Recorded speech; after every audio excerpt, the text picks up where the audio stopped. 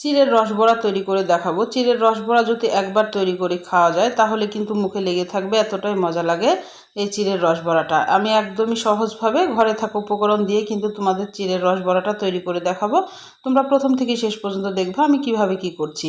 আসসালামু আলাইকুম, হ্যালো বন্ধুরা, তোমরা কেমন আছো? আশা করি তোমরা ভালো আছো। আমি আলহামদুলিল্লাহ ভালো আছি। আমার শখের কিচেনে তোমাদের সবাইকে স্বাগতম। প্রতিদিনের মতো আবার একটি রেসিপি নিয়ে এসেছি, চিড়ের রসবড়া। আমি একদমই সহজভাবে তোমাদের দেখানোর চেষ্টা করব। তোমরা প্রথম থেকে শেষ পর্যন্ত দেখবে আমি কিভাবে কি করছি। চলো শুরু করি। আমি আগে শিরাটা তৈরি করে নিব। আমি এখানে 1 বাটি চিনি দিলাম আর 1 বাটি পানি দেব। যে কাপে চিনি মেপে নিবা সে কাপে কিন্তু সমান সমান পানিটা দিতে হবে। পানিটা একটু ফুটে আসা পর্যন্ত অপেক্ষা করতে হবে। আর এখানে কোনো 1 তার 2 তার করা যাবে না, খালি চিনিটা যেন গলে যায় তাহলেই কিন্তু হবে। এখানে একটা এলাচ দিয়ে দিলাম। এলাচটা দিলে একটু মিষ্টি খাবার, যেহেতু ফ্লেভারটা ভালো আসে এই কারণে দিলাম। পানিটা যখন ফুটে আসবে তখনই কিন্তু আমি জালটা নিভিয়ে দিব। বেশিক্ষণ কিন্তু জ্বালিয়ে কিন্তু এটা কমানোর কোনো প্রয়োজন নাই, কারণ গাঢ় শিরা কিন্তু ঢুকতে চাইবে না।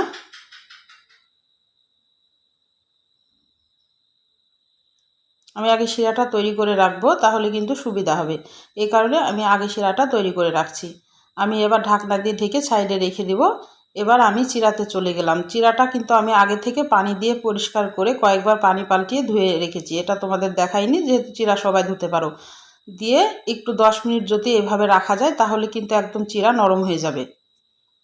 এবার চিরাটাকে আমি হাত দিয়ে ম্যাশ করে নিব। তোমরা ব্লেন্ডারও কিন্তু গড়িয়ে নিতে পারো। আমি 10 মিনিট ভিজিয়ে রেখেছিলাম, তাই একদম এভাবে হাত দিয়ে মাখলেই কিন্তু একদম সুন্দর ভাতের মতো কিন্তু মাখা হয়ে যায়।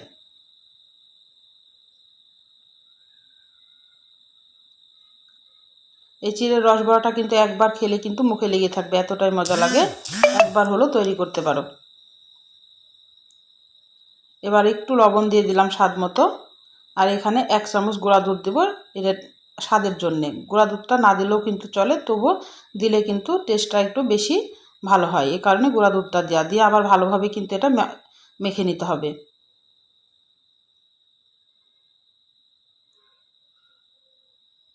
আর ফ্লেভারের জন্য 1 চামচ ঘি দিলাম। আর হাতে এই যে লেগে যাচ্ছে, ঘিটা দিলে কিন্তু আর লাগবে না, সেই কারণে ঘিটা দিলাম। এবার যদি মাখা যায় তাহলে কিন্তু একদম রুটি ডোয়ের মতো একটা হয়ে যাবে। হাতে কিন্তু আর চ্যাটচেটে হয়ে হবে না, লাগবে না। দেখো রুটি ডোয়ের মতো কিন্তু হয়ে গেল।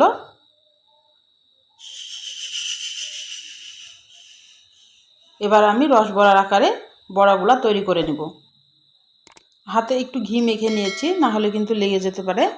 দিয়ে এবার বড়ার আকারে এগুলো তৈরি করে নিব। আগে একটু গোল করে নিব হাতে, তারপরে একটু চ্যাপটা করে দিলেই কিন্তু রসবড়া হয়ে যাবে। একদমই সহজ, আমার হাতের দিকে লক্ষ্য করলে বুঝতে পারবো আমি কিভাবে তৈরি করছি। আগে একটু গোল করে নিতে হবে, তারপরে তালু দিয়ে একটু চ্যাপটা করে দিলে কিন্তু এটা হয়ে যাবে।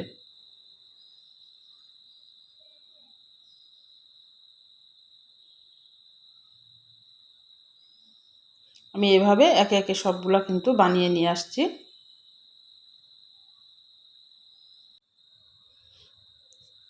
এইভাবে সবগুলা কিন্তু বানিয়ে নিতে হবে।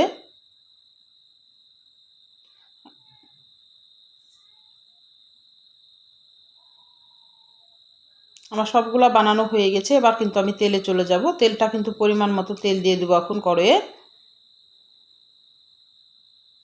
আর তেলটা ভালোভাবে কিন্তু গরম করতে হবে, তারপরে কিন্তু পিঠাগুলা ছাড়তে হবে।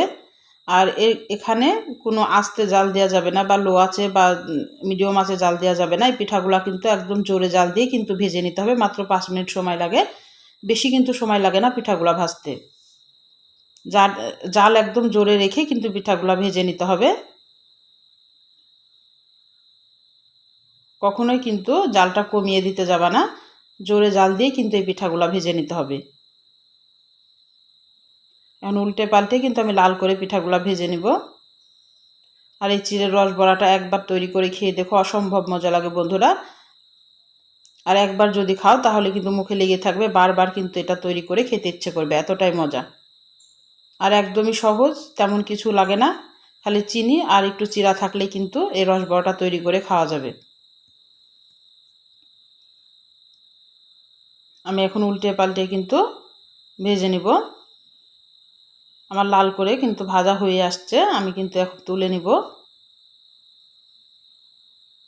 তাহলে আমার রান্নার যদি কোনো অংশই তোমাদের ভালো লাগে প্লিজ আমার চ্যানেলটাকে সাবস্ক্রাইব করে দিও, একটা লাইক দিয়ে রান্নাটা দেখা শুরু করো, ছোট্ট একটা কমেন্ট করে জানাই আমার রান্নাগুলো কেমন লাগে। পাশে থাকা বেল আইকনটা প্রেস করে দিও, আমি যখন এরকম নতুন রেসিপি তোমাদের মাঝে হাজির করব তোমাদের কাছে যেন আগে ভিডিওটা চলে যায়। তোমাদের একটা লাইক একটা কমেন্ট কিন্তু আমাকে অনেক উৎসাহ করে, আর তোমাদের কমেন্ট পড়তে কিন্তু আমার খুবই ভালো লাগে। অবশ্যই তোমরা কমেন্ট করে জানাবা যে আমার রান্নাগুলো কেমন লাগে।